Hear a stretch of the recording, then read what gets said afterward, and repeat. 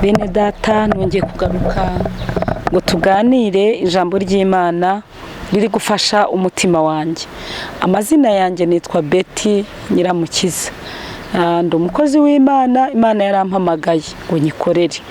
Nkorera umurimo w'Imana mu itorero rya ADEPR. Numva afite gahunda yo kujya mu ijuru. Wowe ufite iyihe gahunda? Reka dusome ijambo ry'Imana.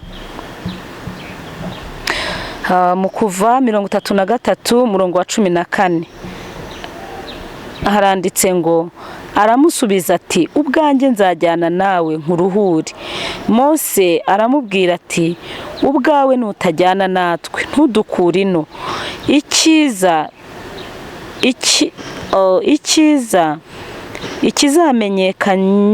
Ikizamenyekanya yuko njye n'ubwoko bwawe twakugiriyeho umugisha niki? Si uko ujyana natwe bigatuma njye n'ubwoko bwawe dutandukanwa n'amahanga yose yo mu isi? Uwiteka abwira Mose ati n'icyo uvuze icyo ndagikora, kuko wangiriyeho umugisha nkakumenya izina. Aramubwira ati nyereka ubwiza bwawe burabagirana. Amen.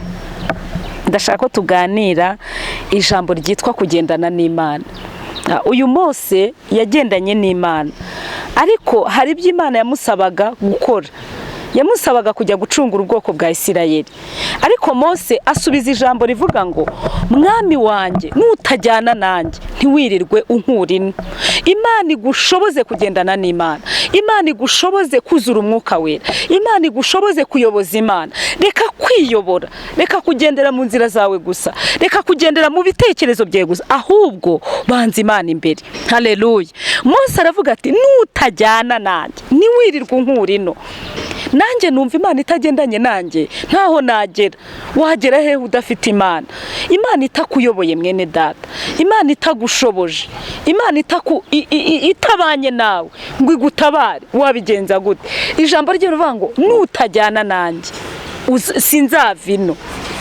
Ni ijambo ryo guhamya. Barahamije baravuga bati mwami turashaka kugendana nawe. Hari impamvu yo kugendana n'Imana. Iyo ugendanye n'Imana ntuyoba, iyo ugendanye n'Imana ntugira ubwoba. Irakubwira ngo humura, ngufashe ukuboko kw'iburyo, nzagutabara, nzakurwana. Iyo ugendanye n'Imana iraguhumuriza. Hari ibintu byinshi bishaka kuguhungabanya muri iyi si, ariko Imana iguha imbaraga zo kugendana nayo no kuyikomezaho. Imana ibaha umugisha. Iri jambo nubwo ryaba ari rito ariko rirabafasha ndabizi mu izina rya Yesu. Imana iguhe kugendana nayo, Imana igushoboze muri iyi minsi y'imperuka, mu gihe ibyaha byikubye, Imana iguhe kugendana nayo.